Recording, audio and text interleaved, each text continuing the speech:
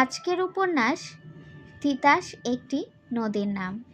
চরিত্রসমূহ কিশোর, বন্ধু সুবল, নায়িকা বাসন্তী, কিশোরের ছেলে অনন্ত এবং কিশোরের স্ত্রী অনন্তের মা।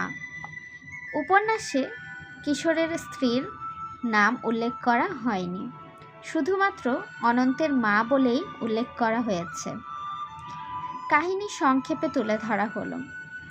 তিতাস নদীর দক্ষিণ পাড়ে মালদের বাস। জেলেদের মালো বলেই ডাকা হয়। রাতের বেলা জেলেরা তিতাসের বুকে মাছ ধরে সকালে বিক্রি করে দেয়। এই তিতাসই তাদের জীবিকার একমাত্র উৎস। এই জেলে পাড়ার দুই বাল্যবন্ধু কিশোর ও সুবল, তারা একসাথে পাঠশালা ত্যাগ করে তিতাসের বুকে মাছ ধরে জীবিকা নির্বাহ করে।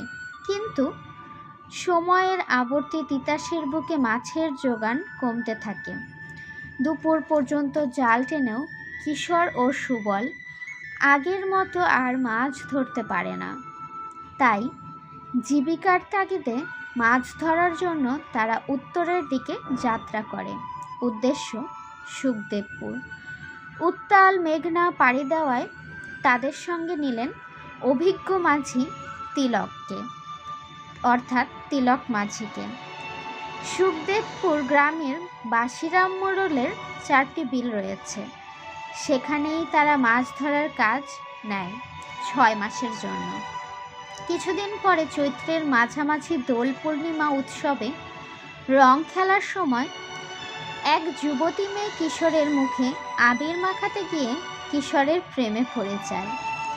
কিশোরও মেয়েটিকে বিয়ে করতে চায়। অবশেষে বাসিরাম মোড়লের সহযোগিতায় এই যুবতী মেয়েটির সাথে কিশোরের বিয়ে হয়। বিয়ের কয়েকদিন পরে নববধূকে নিয়ে নিজ গ্রামের পথে রওনা হলো কিশোর ও সুবল। পথে ডাকাতের ভয়ে নববধূটিকে নৌকার পাটাতনের নিচে লুকিয়ে রাখার পরামর্শ দেন তিলক মাঝি। রাতে ঘুমের মধ্যেই ডাকাতের দল কিশোর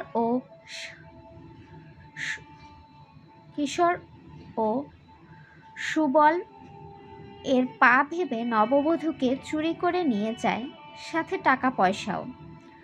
নৌকায় নববধূকে না দেখে কিশোর ও সুবল চিৎকার করে উঠল। সকালে নদীতে একটি নারীর লাশ ভাসতে